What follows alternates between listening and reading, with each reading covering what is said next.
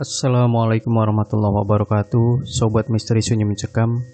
Mudah-mudahan Anda masih setia bersama kami, channel yang setiap hari selalu memberikan cerita-cerita misteri yang menarik untuk Anda simak.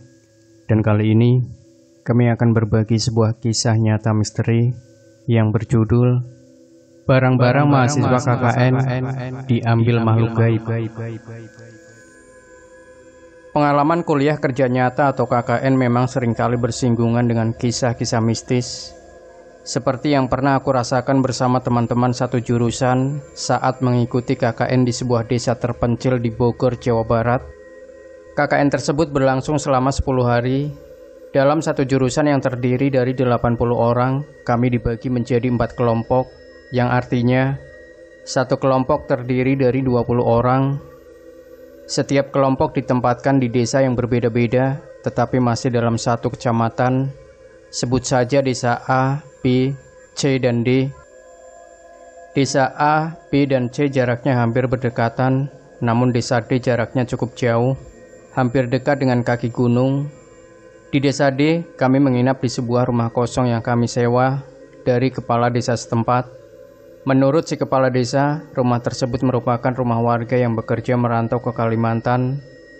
Rumah tersebut kemudian dititipkan ke kepala desa. Rumah tersebut cukup besar, luasnya hampir 1 hektar dan hanya 1 lantai.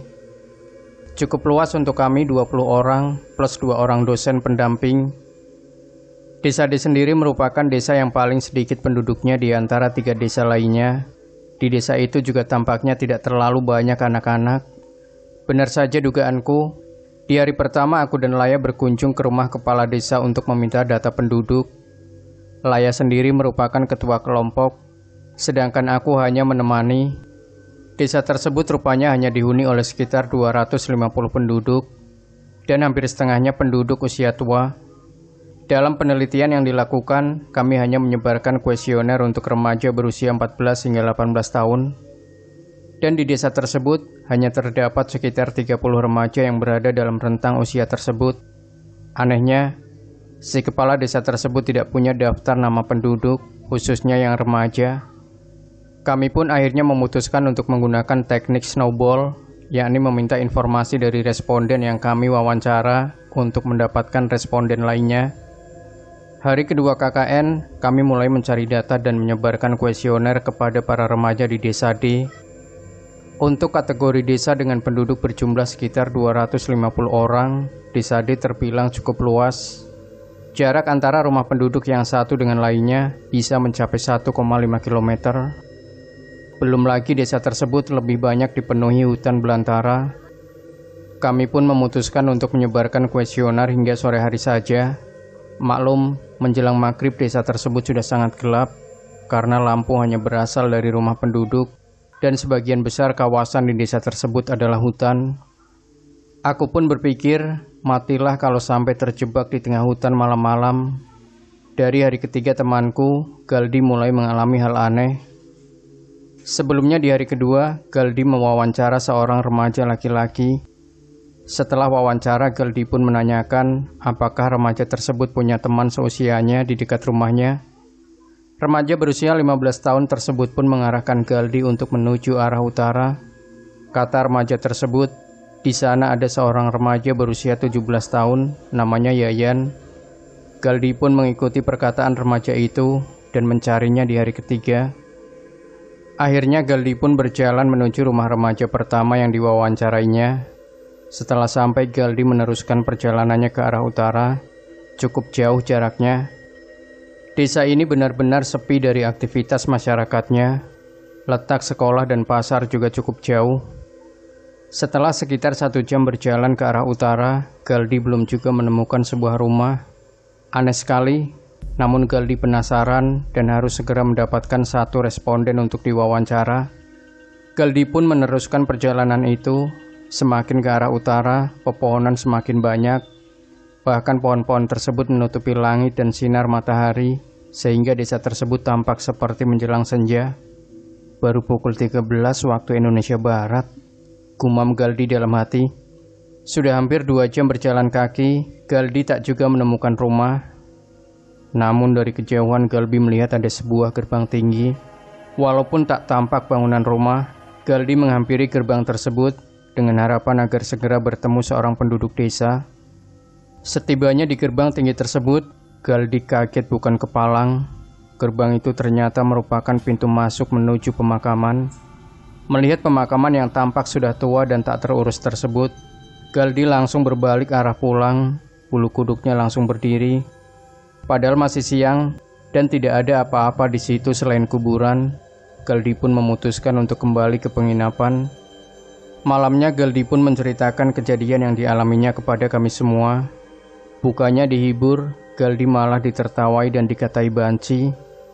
Ya, pembawaan Galdi memang agak kemayu, jadi tak heran jika dia menjadi bahan bulian bagi teman-teman. Hari ke-8 semuanya masih berjalan normal.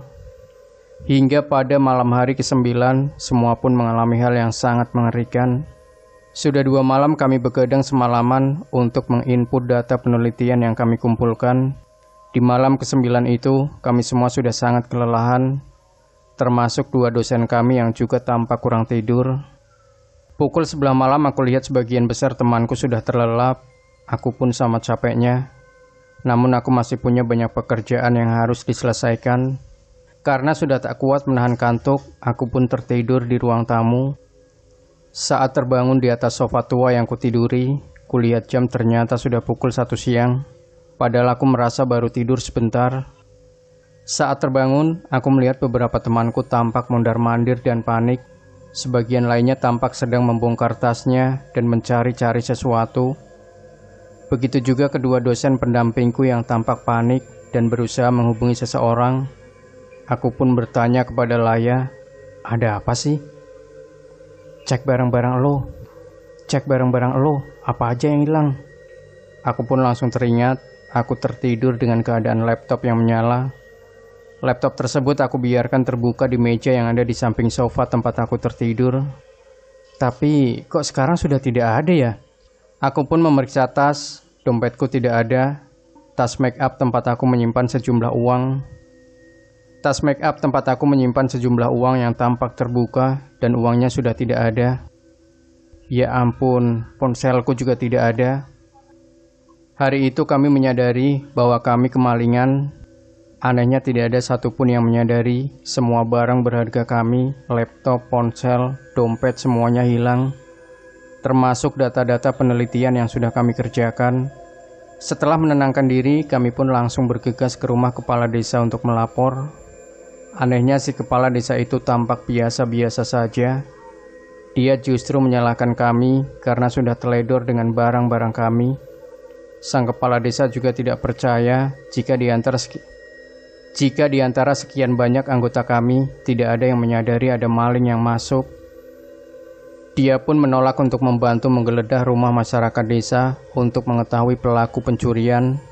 Kami semua memang kelelahan, tapi memang tidak masuk akal jika tidak ada satupun dari kami yang terbangun bila ada orang masuk dan mengambil semua barang-barang kami. Saat menceritakan kepada beberapa teman lainnya, mereka pun meyakini bahwa kami dihipnotis dan pencurian itu bukanlah pencurian biasa. Sebagian lainnya meyakini bahwa ada penduduk desa yang menggunakan ilmu hitam untuk mencuri barang-barang kami. Ya sudahlah, kejadian itu sudah terjadi. Sampai sekarang, kejadian tersebut belum terungkap penyebabnya. Semoga menjadi pembelajaran bagi teman-teman semua yang mengikuti KKN. Demikian Sobat Misteri Sunyi Mencekam. Jangan lupa berikan komentar Anda, like, share video ini, subscribe channel Sunyi Mencekam, dan kembali nantikan cerita-cerita misteri terbaru dari kami. Wassalamualaikum warahmatullahi wabarakatuh.